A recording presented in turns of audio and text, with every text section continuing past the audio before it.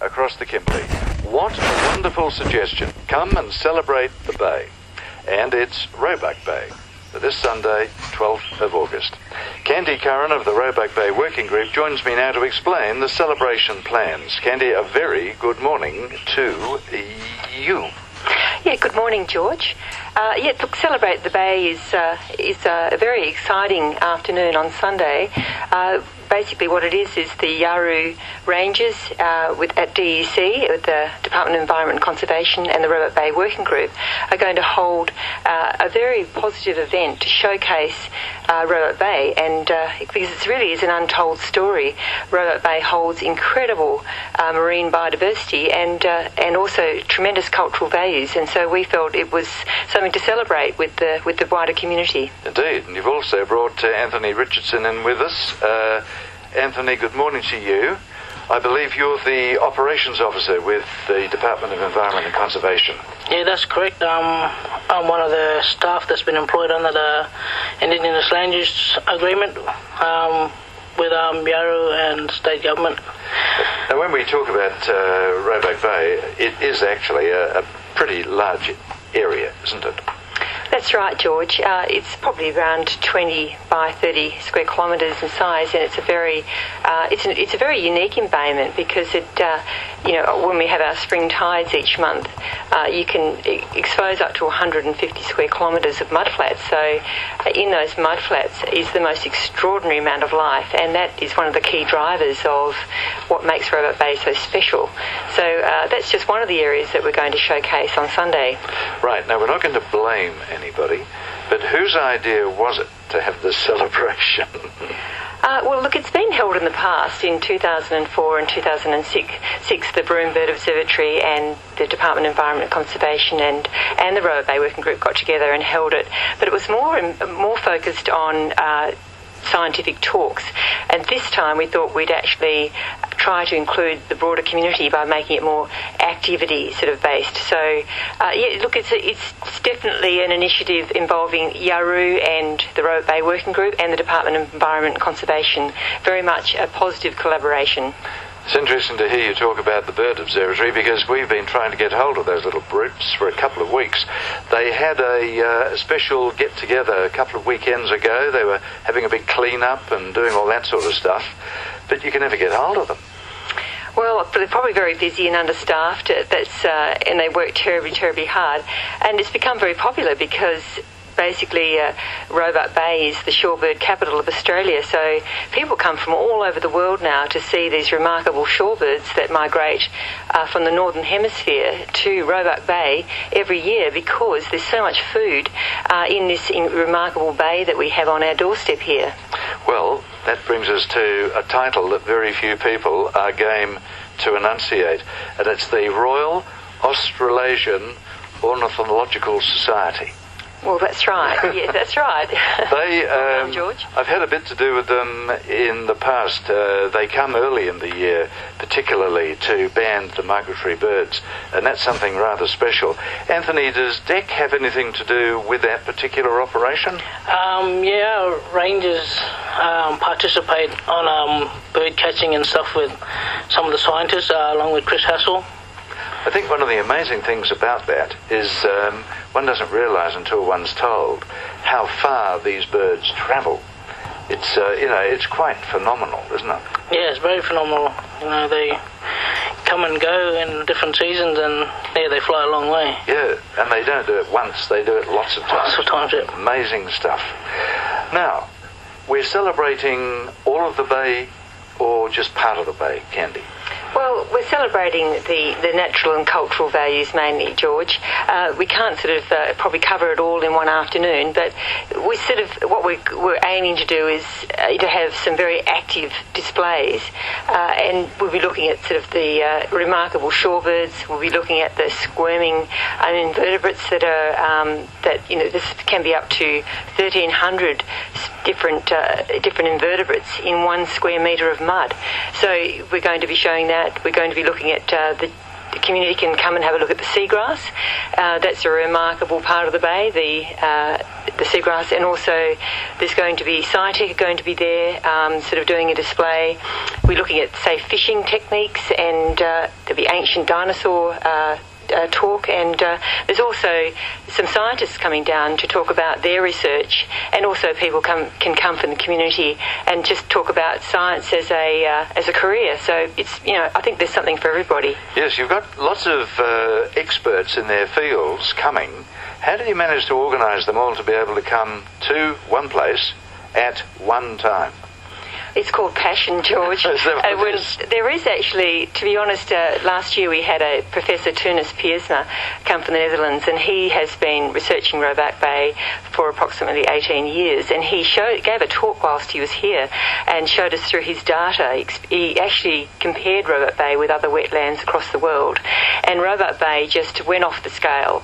There is no other wetland in the world that has the incredible diversity of wildlife that Roebuck Bay has. So it's an untold story, and that's why it's so easy to get scientists and, to get Yawuru people. They've been looking after it for thousands of years, and local naturalists and, members of the Roebuck Bay Working Group to come and tell their story about the different bits of marine life and the cultural values. They love to tell it because it's an untold story, and it's a remarkable story. I think one of the good things about aviation is that it does give one an appreciation of what Roebuck Bay is like. You have to go up into the sky and look down on it. I think you do. That's very true. It's a very, very beautiful bay, and particularly when the tide is in and you see the creeks filling up, it is very, very beautiful. It certainly is. Now, Department of Environment and Conservation, Anthony, do you have to go out in four-wheel drives, boats? How do you guys sort of manage to sort of overview the bay? We've got four-wheel drives that get us out to the northern shores of Roebuck Bay, and we participate in a monthly program with Munro. So we do mud samplings monthly, which entails taking cores from the mud and then taking them back to the lab at the bird observatory, and sorting through the invertebrates and jarring them for studies that get sent away. Is the bay in good shape, generally speaking? Generally speaking, the bay is in good shape. Well, that's excellent news. That's good news. It's 17 and a half minutes past 11 on ABC across the Kimberley. Anthony Richardson's the Operations Officer with the Department of Environment and Conservation. Kandy Curran's with the Roebuck Bay Working Group. And together they've come up with this wonderful Sunday, Celebrate the Bay. And it starts at midday. Sandy, is that because of the tides? No, it's just, I guess it's a time factor. We felt that worked well. There isn't any race meeting that afternoon. There isn't any football that afternoon, and we felt that it was people have done what they need to do in the morning, and they can spend the afternoon out on Town Beach, which is a very popular coastal part of Roebuck Bay, and just come down and enjoy the afternoon, have a gelato, wander around, and talk to some wonderful, passionate people who will explain how remarkable Roebuck Bay is. And I think people will go away and think, wow, I'm really glad I know that, and I want to sort of contribute and really look after it in the future, because there is a lot we can help people to understand. Just things like, reducing the amount of disturbance perhaps that there is to shorebirds on the northern shores, reducing the amount of, say, land-based pollution that can go off their properties or from their homes into stormwater drains and flow into the bay, and be the possible cause of some algal blooms that have been worsening over the last few years. So there's lots of things we can tell them, lots of positive news, and also lots of great tips to help manage the bay, along with Yawuru, who are certainly leading the way. Now, I noticed that you've got time frames. So we're going to have Welcome to Country at midday, and then we're going to go into a session of Roebuck Bay shorebirds and so on through the afternoon. So the people who are, say, we'll call them the experts in their fields, will they sort of be standing at a podium or something like that, just talking to people, or have you got them sort of like diversified, like in stalls or separate areas. Yeah, that's it, George. They'll be in separate areas, and Right. we have a cordless microphone. So we're not sure how many people will come. But we've got a cordless microphone just in case there was a large gathering at each of these stalls. And there'll actually be activities, a lot of activities. So I think that people will, just for example, I believe that at one of the displays they'll be matching, looking at bird beaks and seeing what different lengths and widths match, how those shorebirds' beaks help them to get the different invertebrates, which can be at different depths in the mud. But Anthony probably knows more about that than I do. But so each one of them will have a very active display. Well, I'd say, Kandy, be prepared to be surprised. I think you're going to see a lot of people at Roebuck Bay on Sunday. And Anthony, your role and the department's role on Sunday, is it specific or what? Yeah, we'll have a display as well in regards to Roebuck Bay and how we have been managing it so far, and we'll have our vessel on display as well for the proposed marine park. This will be on the plans anyway. Yep. People will be able to talk about that with you, the proposed marine park and that? I'm pretty sure, yep, there'll be opportunities for people to approach us. That's quite important, isn't it? Yeah. That's definitely on the cards. And we haven't talked about the music. Yes, we've invited Steve Pickram to come down and play, and he's going to play for about an hour, and he's got a new song about crocodiles. He's going to sing about pearling. He's also going to sing about, I think, the bluebone soup. So a lot of inspiration comes to, I guess, the Pigrams and also to the arts community of Broome from Roebuck Bay, from their experiences on it, from the beauty of it, and from the history of it. So we're very privileged to have Steve come down and to sing at the event. I think it'll be a great draw card and add to the atmosphere. And if he doesn't sing Town by the Bay, he'll be taken away and given a very severe talking to. Well, that's it. I'll leave that one up to you, George. All right. Well, it's come celebrate at what time? Well, it starts at 12 o'clock and then it finishes at 4:30. So, look, come down and have a wonderful afternoon.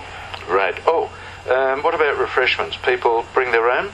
I mean, talking about water and cool drink and that, or is there a stall or whatever? There's a cafe that's open. The Town Beach Cafe is open until 2 p.m.